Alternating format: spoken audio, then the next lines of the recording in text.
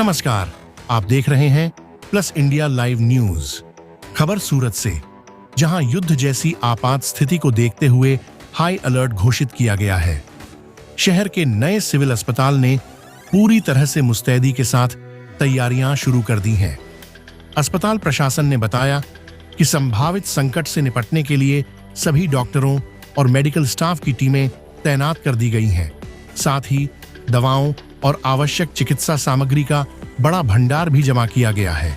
अस्पताल के अधिकारियों का कहना है कि किसी भी आपात स्थिति में मरीजों को तत्काल मदद मुहैया कराने के लिए वे पूरी तरह तैयार हैं। स्थानीय प्रशासन ने नागरिकों से शांति बनाए रखने और अफवाहों से दूर रहने की अपील की है। हमारी टीम लगातार इस स्थिति पर नजर बनाए हुए है।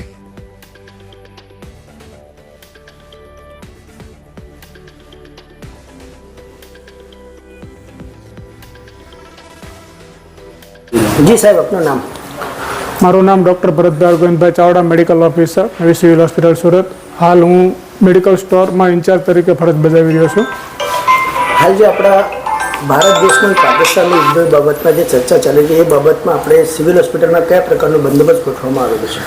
સિવિલ હોસ્પિટલમાં અમારે ઇમરજન્સી માટેની જે તૈયારીઓ કરવામાં આવી છે તે ચાલી રહી છે। તેમાં અમારે દવાનો જથ્થો જે મેન હોય એમાં પાઇન્ટ છે, ઇન્જેક્શન છે, ટેબ્લેટ છે અને જરૂરી સાધન સામગ્રી ઓપરેશન રિલેટેડ પાટાપિંડીનું મટીરિયલ તમામ સામાન 3 મહિના જેટલો અમે સ્ટોક કરી લીધો છે।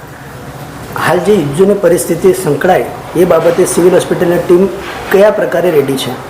સિવિલ હોસ્પિટલની ટીમ તમામ ઇમરજન્સી હેન્ડલ કરવા માટે અત્યારે રેડી છે।